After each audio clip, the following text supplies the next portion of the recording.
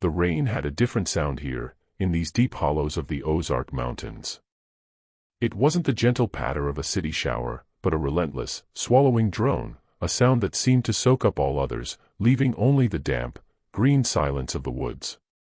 It was a sound that built walls, not of stone and mortar, but of mist and pine and 1,000 miles of tangled, unyielding wilderness. And within those walls, stories could fester for generations, stories so far removed from the common understanding of right and wrong that they become, to those living them, simply the way of things. This is the story of one such place, a forgotten cleft of land known locally as Briar Creek, and of the millers who called it home.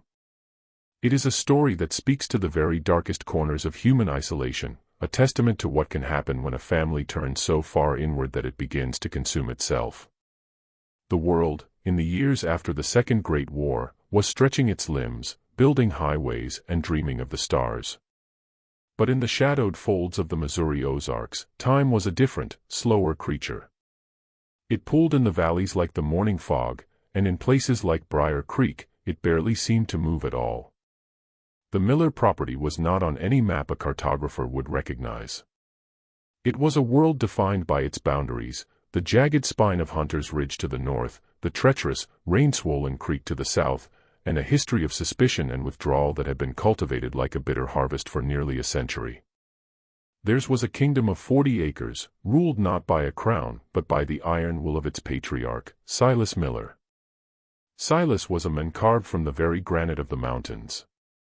Born at the tail end of the 19th century, his face was a roadmap of a hard life, each wrinkle a story of survival, each scar a battle won against the indifferent wilderness. His hands, gnarled and strong as oak roots, had cleared this land, built the rough-hewn log cabin that formed the heart of the compound, and buried his wife, Eleanor, after she succumbed to a fever following the birth of their third child. Her death in 1941 was not just a personal tragedy for Silas, it was the final brick in a wall he had been building his entire life, a wall between the Millers and the corrupting, complicated world beyond the ridge. He became the sole sun around which his small family orbited, his word the only law, his version of reality the only one that mattered. "What keeps to the creek, stays with the creek," he would mutter, a phrase that was less a motto and more a commandment, a justification for a solitude so profound it had become its own twisted religion. The heart of this story, its tragic, silent center, was a girl named Lily. Lily Miller was born in 1939, the daughter of Silas's middle child, a daughter named Grace. Grace had been a flicker of something different, a brief, bright flame that dared to look beyond the ridge. In a rare moment of contact with the outside, she had fallen for a highway worker, a man just passing through. He left before he even knew she was pregnant with Lily, and Grace, heartbroken and shamed, returned to the isolation of Briar Creek.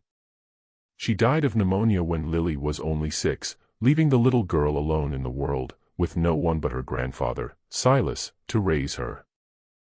From that moment, Lily's world shrank to the dimensions of the creek, the cabin, and Silas's shadow. She was raised without school, without church, without the company of other children.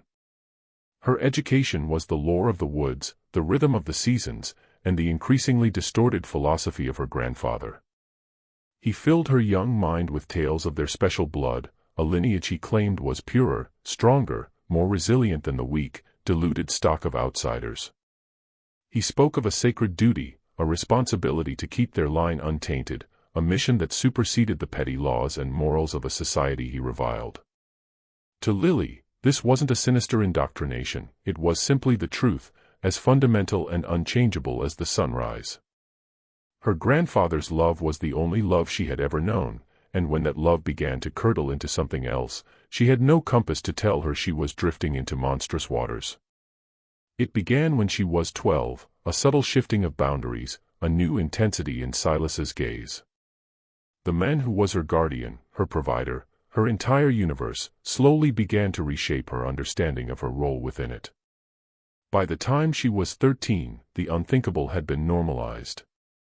The relationship was not one of passion, but of possession, a cold, calculated enactment of Silas's warped ideology. And in the spring of 1952, Lily, still a child herself, gave birth to a son. They named him Samuel. He was small, sickly, with a bluish tint to his lips that never quite went away. Over the next 5 years, 3 more children followed, a daughter named Rose, then another son, Jacob, and finally, a second daughter, they called Iris. These children were the living, breathing evidence of a genetic echo chamber. They did not bear the robust, pure features Silas had prophesied, but the stark, unmistakable marks of a lineage collapsing in on itself. Samuel was plagued by a weak heart that fluttered in his chest like a trapped, frantic bird. Rose had a face that was just slightly off-kilter, her eyes set a fraction too wide, her jaw underdeveloped. Jacob's head was noticeably small, his gaze distant and unfocused. Little Iris, the baby, was the most fragile of all, her tiny body seemingly struggling just to draw its next breath. They were quiet children, listless, their development stunted not just by their compromised genetics, but by an environment devoid of stimulation, of hope, of any future beyond the shadow of the ridge. The outside world might never have known, might never have cared, had it not been for a twist of fate in the form of a storm. In the late autumn of 1957, a man named Arthur Shaw, a postal delivery driver with a passion for deer hunting, found himself hopelessly lost. A sudden, violent squall had obscured his tracks, and in his desperation to find shelter, he stumbled through a thicket and found himself looking down into the hollow of Briar Creek. He saw the thin tendril of smoke from the cabin's chimney and made his way toward it, his heart lifting with relief. That relief was short-lived. What he witnessed in the clearing around the cabin froze the blood in his veins. He saw children who moved with a strange, shuffling gait, their features hauntingly similar, their eyes vacant. He saw a young woman, barely more than a girl herself, her body worn and aged beyond its years, nursing an infant that seemed too still, too quiet. And he saw the old man, Silas, whose possessive, territorial stance toward the young woman sent a primal chill down Arthur's spine. This was not the gaze of a grandfather. It was the look of a man guarding his property. When Silas noticed the stranger, his reaction was instantaneous and violent. He emerged from the cabin with a weathered shotgun, his eyes blazing with a feral intensity. He didn't speak a word, just leveled the barrel at Arthur and gestured with his head back toward the ridge. The message was clear: leave, or be buried here. Arthur Shaw left, his fear overpowering his hunger and exhaustion. But the images he had seen were burned into his mind. He drove straight to the county seat and found the sheriff's office, his story tumbling out in a frantic, disbelieving rush. Sheriff Ed Miller, no relation, was a pragmatic man, weary of city folk getting spooked by the ways of mountain people. He initially dismissed Arthur's account as the exaggerations of a frightened man. "They keep to themselves up in those hollers, Arthur," he said, leaning back in his creaky wooden chair. "They're different, sure. Poor. Set in their ways. But that doesn't make 'em criminals." But Arthur was insistent. "It ain't about being different, Ed," he pleaded, his voice low and earnest. "It's about those kids. There's something wrong with them. And that girl, she can't be more than 18, 19. The way he looked at her. Sheriff, I'm telling you, it ain't right. It's something rotten." The word rotten stuck with the sheriff. It echoed a deep unease he'd always felt about the most isolated pockets of his county, places the law rarely ventured. Reluctantly, he agreed to look into it. A few days later, he drove out with his deputy and the local physician, an old country doctor named Abraham Walsh, whose knowledge of the area and its people was as deep as the limestone caves that riddled the mountains. The journey to Briar Creek was a negotiation with the land itself.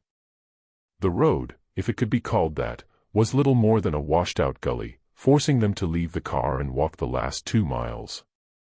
When they finally broke through the tree line and saw the Miller compound, a profound silence fell over the 3 men. It wasn't just the poverty, though the poverty was stark. It was the air of profound stagnation, of a life suspended in amber. The cabin sagged under the weight of decades. A few outbuildings leaned precariously, as if tired of standing. And in the yard, the children, Samuel, Rose, and Jacob, stopped their listless play and stared with wide, unnervingly similar eyes. Silas emerged from the cabin, his frame still imposing despite his years, his face a mask of cold defiance.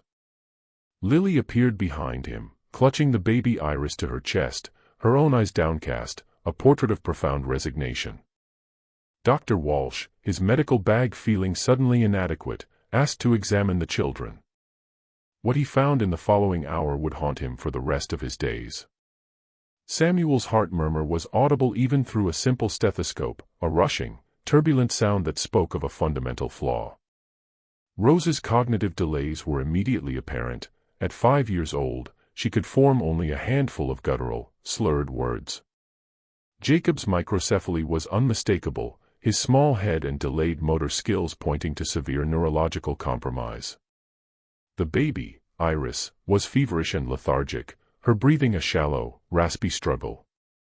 When Dr. Walsh gently pressed Lily about her own health and the children's parentage, her answers were evasive, scripted, echoing the phrases Silas had drilled into her about their special blood. The sheriff tried to reason with Silas, to explain that the children needed medical care, that the situation was untenable. Silas's response was a low, guttural growl. "You got no call here. This is my land. My family. Our ways ain't your ways." He moved toward the shotgun leaning against the doorframe. The standoff was tense, the air thick with the threat of violence. It was Lily, in a moment of startling clarity, who broke the impasse. Her eyes, for the first time, met the sheriff's, and then dropped to the feverish face of her baby. A mother's instinct, a primal urge to protect her child, momentarily pierced the fog of her conditioning. "The baby," she whispered, her voice hoarse from disuse. "She's burnin' up." That single, fractured sentence was the crack in the dam. Silas glared at her, a look of pure betrayal, but the spell was broken. With Lily's tacit consent, the authorities were able to usher her and the 4 children away from Briar Creek, leaving Silas alone on his porch, a king dethroned in his crumbling kingdom, watching his world walk away from him. The journey to the county hospital in Jefferson City was a journey into another universe for Lily and her children. The electric lights, the hum of machinery, the sheer number of people, it was a sensory assault. The medical team, led by Dr. Walsh and joined by specialists from the state capitol, worked swiftly. The initial examinations confirmed their worst fears. The children were suffering from a catastrophic constellation of genetic disorders, the direct result of multiple generations of intensive inbreeding. Blood tests, the best available at the time, revealed a shocking level of homozygosity, a genetic uniformity that left them devastatingly vulnerable to recessive disorders. Dr. Walsh, in his report to the state, wrote with a hand that trembled slightly, "I have practiced medicine in these hills for 40 years. I have seen poverty, I have seen ignorance, I have seen the harsh hand of nature. But I have never witnessed the human body so betrayed by its own blueprint. These children are not merely ill, they are living evidence of a biological dead end. Their systems are so compromised by internal flaws that they have little resilience left for the ordinary challenges of life. A common cold is a mortal danger. But what is perhaps most chilling is the psychological landscape from which they come." For the mother, Lily, this reality was not an abomination, it was her entire world. The normalization of this horror is, in its own way, as profound a tragedy as the physical suffering. As Lily and her children were stabilized, a deeper investigation into the Miller family history began. Sheriff Miller and a team of social workers returned to Briar Creek, this time with a warrant. What they discovered in the cabin was a trove of damning evidence. Tucked away in a rusting metal box were Silas's personal journals, filled with a cramped, unpracticed script that coldly documented his beliefs and his actions. He wrote of his duty to strengthen the line, of his contempt for outside weakness, and of his deliberate grooming of Lily, whom he saw as the perfect vessel for his purified lineage. There were faded, crumbling records of births and deaths that had never been reported, revealing a pattern that stretched back generations.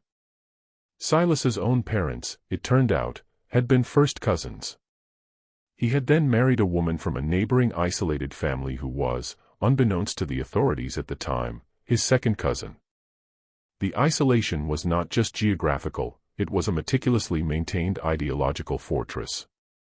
They had developed their own folk remedies, their own creation myths, their own moral code that inverted the norms of the society they shunned. The Millers of Briar Creek were not just a family, they were a cult of one, with Silas as its prophet and his own bloodline as its sacrament. The legal proceedings against Silas Miller were conducted with a hushed gravity, away from the glare of the press. The state, recognizing the uniquely sensitive and grotesque nature of the case, sealed the records and moved with a quiet, grim determination. Silas was charged with a litany of crimes, from incest to child endangerment to statutory rape. Throughout his trial, he remained an unrepentant monolith. He showed no remorse, only a cold, disdainful anger at the outside world for interfering. He was found guilty and sentenced to spend the rest of his life in the state penitentiary. He died there 8 years later, a forgotten old man, his body claimed by the state and buried in an unmarked grave.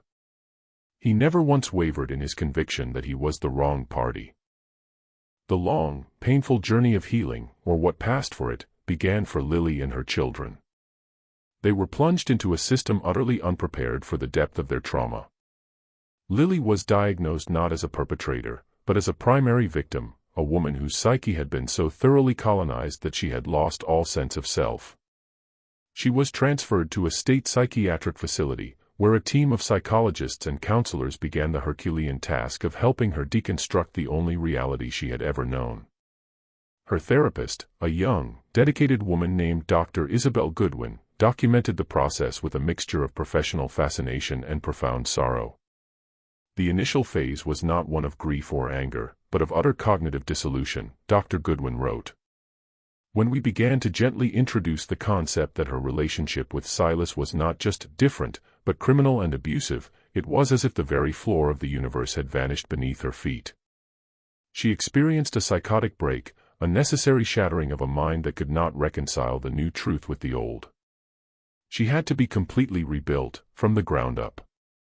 We were not treating a trauma, we were performing a psychological resurrection. The children, with their complex and severe needs, were placed in specialized care. Samuel, with his failing heart, was admitted to a long-term pediatric care facility. Rose and Jacob, with their profound developmental disabilities, were placed in an institution equipped to handle their unique challenges. Only baby Iris, whose heart condition, while serious, was operable, had a chance at something resembling a normal life. She was placed with a foster family in St. Louis, a kind and patient couple who were no strangers to children with medical complexities. Lily's rehabilitation was a slow, painful metamorphosis. Over years, she learned to read and write. She was taught basic social skills, how to interact in a world she had only ever observed from a terrifying distance. She was given a new name, Anna, and a new identity to shield her from the stigma of her past. In 1965, after nearly a decade of intensive therapy and education, she was deemed ready to try living in a supervised, semi-independent setting. She found a job as a cleaning woman in a small-town library, a place of quiet and order that seemed to soothe her fractured spirit. It was there, among the silent, towering shelves of books, that she began to tentatively construct a new life. She was allowed, under strict supervision, to have visits with Iris, the only one of her children who was capable of understanding the concept of a mother. These meetings were initially agonizingly awkward, filled with a grief too deep for words. Lily, Anna, had to confront the living evidence of her past, a daughter who bore the physical scars of that history, while Iris had to grapple with the ghost of a mother she never knew. Yet, over time, a fragile, cautious bond began to form, built not on the nightmare they had shared, but on the small, quiet moments of the present. Samuel passed away at the age of 16, his weakened heart finally giving out. Rose lived into her late 20s, a quiet, largely nonverbal presence in her institutional home. Jacob surprised everyone by living to 30, a testament to the dedicated care he received, though his mind remained forever locked in a world of its own. Iris, against all odds, thrived. The multiple surgeries she endured as a child repaired the worst of her cardiac defects. She graduated from high school, a monumental achievement that brought her adoptive parents, and Anna, to tears. Though her own health would always be fragile, she found purpose in working with other children who faced serious medical challenges, her own history giving her a unique and profound empathy. The Miller case became a quiet, seismic event in the world of social services and rural medicine. It forced a reckoning, a realization that there were pockets of America so isolated, so insulated, that the most fundamental protections of civilization could not reach them. Dr. Walsh spent his remaining years traveling the state, training other medical professionals and social workers to recognize the signs of such profound isolation and abuse, to be the Arthur Shaw who would not look away. As for Anna, the woman who was once Lily Miller, she never returned to the Ozarks. The hollow of Briar Creek was sold for back taxes, the cabin eventually collapsing in on itself, its logs reclaimed by moss and ivy. The forest, with its relentless, patient green, slowly erased all traces of the Millers. But the legacy of what happened there could not be so easily buried. It lived on in the genetic code of Iris and her descendants, in the reformed policies of child protection agencies, and in the quiet, resilient spirit of the woman who had survived it. In a final evaluation report, Dr. Goodwin captured the essence of this resilience. We speak often of the human capacity for survival, but we rarely appreciate its true depth. Anna's story is not one of vanquishing her demons, but of learning to live alongside their ghosts. She built a life not in spite of her past, but in a kind of delicate, daily truce with it. The greatest victory was not her freedom from Briar Creek, but her ability to find, in the mundane rhythm of an ordinary life, a peace she was never meant to know. The mountains may keep their secrets, but the human heart, once it finds a crack of light, will never stop pushing toward it. And so, the rain continues to fall on the Ozarks, washing the stones, feeding the creeks, its sound both a memory and a forgetting.